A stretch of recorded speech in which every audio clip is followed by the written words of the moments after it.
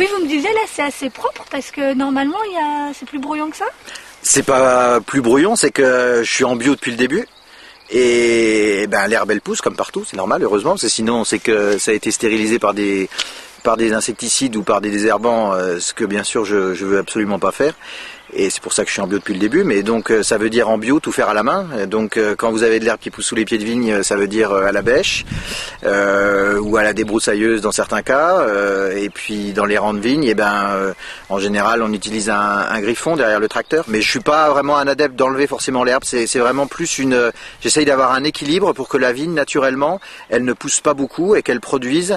Je suis à 20 hectolitres par hectare, mais vraiment de façon absolument naturelle, quoi. Je vais jamais enlever une grappe comme on peut entendre parler de la vendange en verre.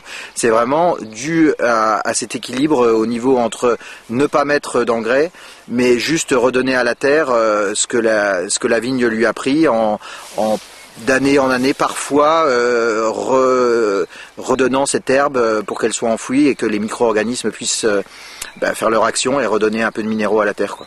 Du coup, vous avez une énorme biodiversité. Ouais, c'est vraiment ça qui est super ici. C'est dû vraiment au fait qu'on est quand même dans le début de la montagne. Donc ici, le climat correspond à des espèces qui n'ont rien à voir avec les autres. J'ai des mirabelliers, ce qui normalement n'est pas est présent en Lorraine, mais pas bien dans le Vaucluse.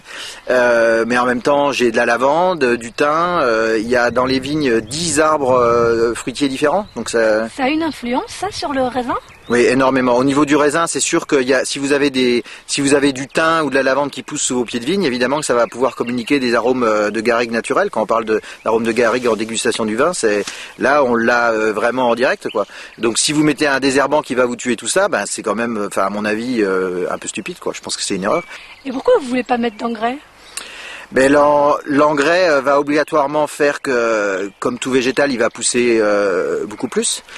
Et pousser beaucoup plus pour une vigne, pour une vigne, ça veut dire produire plus de grappes. Et donc on en arrive à la notion de rendement. C'est un des facteurs les plus importants. Le terroir est sans doute le facteur numéro 1, après ce que le vigneron en fait, mais le rendement est juste derrière.